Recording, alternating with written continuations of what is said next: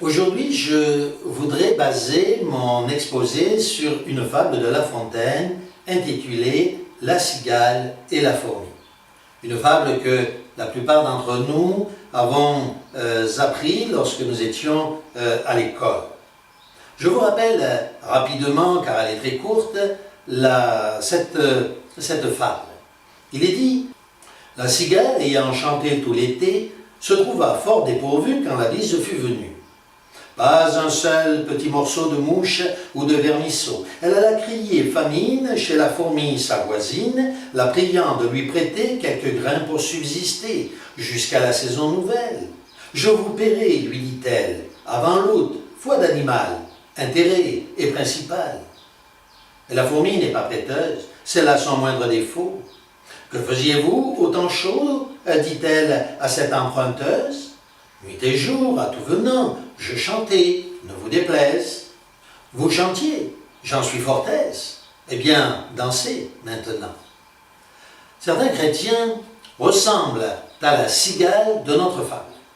Ils vivent la vie comme s'ils se trouvaient dans un été permanent, oubliant l'hiver de ce monde, annoncé par Jésus-Christ lui-même, lorsqu'il était présent et qu'il disait en Marc, au chapitre 18, verset 18, « Priez pour que votre fuite n'arrive pas en hiver. »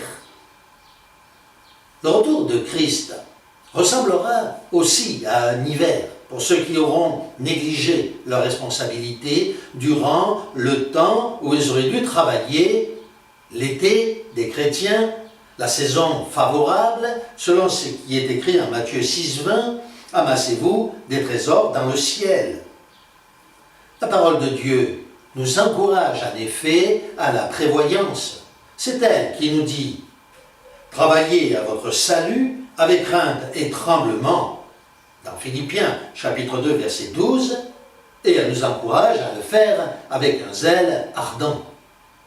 Nous connaissons le passage de Romains 12, 11 où l'apôtre Paul écrit « Ayez du zèle et non de la paresse. Soyez fervents d'esprit. Servez le Seigneur. » La parole de Dieu encourage notamment les chrétiens cigales à imiter la fourmi. Et notamment lorsqu'elle dit « Va vers la fourmi, paresseux, considère sa voie et deviens sage. » En effet, comme la fourmi sait discerner les temps et les saisons et prépare en période favorable les provisions nécessaires, le chrétien sage s'amasse du fruit pour la vie éternelle. Lorsque Christ reviendra, chacun de nous devra se présenter devant lui avec crainte et tremblement, comme l'on tremble d'ailleurs en hiver. Le proverbe 31 décrit la femme modèle qui travaille durant la saison pour amasser des biens, confectionner des vêtements chauds, des couvertures pour affronter l'hiver de la vie. Il y est dit qu'elle ne craint pas le froid. Il est évident que cette femme proverbiale, vertueuse et travailleuse représente l'Église et que chaque membre en son sein coopère harmonieusement comme le ferait une colonie de fourmis travaillant ensemble au salut du groupe. Lorsque le temps sera venu, ces chrétiens fidèles et zélés pourront répondre au Seigneur, tout comme Jésus lui-même, « Me voici, moi et les enfants que tu m'as donnés. » Il y a aussi une parabole dans l'Écriture qui traite du même sujet. Vous la connaissez, il s'agit de la parabole des 10 vierges. Elle montre aussi, tout comme notre fable d'aujourd'hui, la supériorité de la sagesse de ceux qui savent prévoir l'avenir, contrairement à ceux qui se montrent négligents dans leur façon de vivre.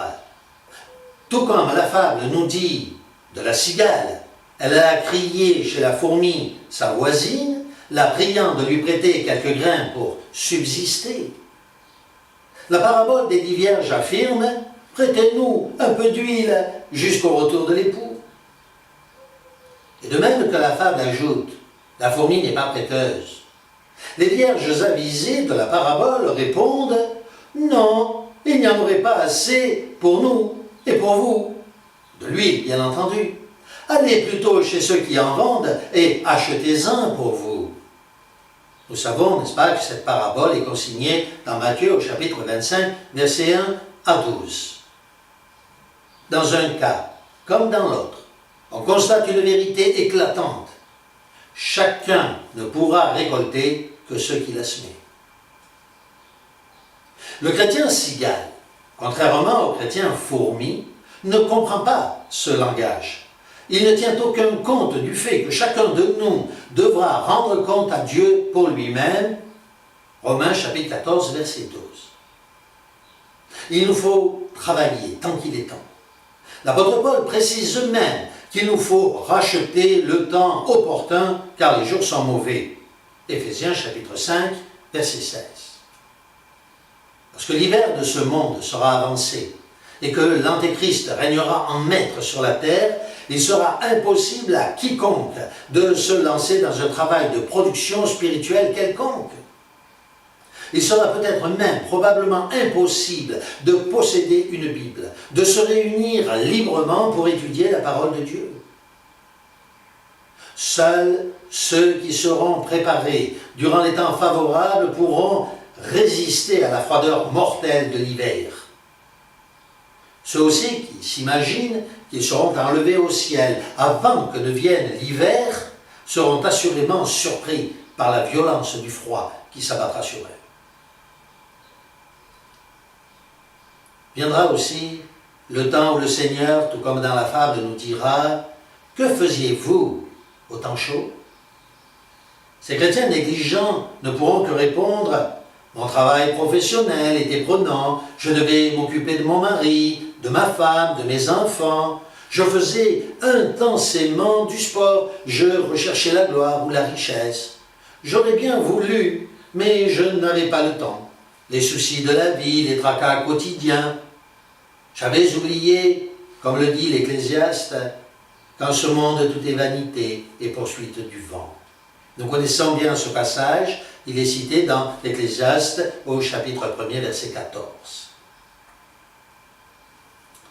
Assurément, le Seigneur leur répondra alors « Vous chantiez, j'en suis fort aise, eh bien, dansez maintenant. » Ou plutôt, comme le dit l'Écriture, dans Matthieu au chapitre 7, verset 23, « Je ne vous ai jamais connu, retirez-vous de moi. » En conclusion, comme le dit Jésus en Matthieu au chapitre 24, verset 13, « Veillez donc, puisque vous ne connaissez ni le jour ni l'heure.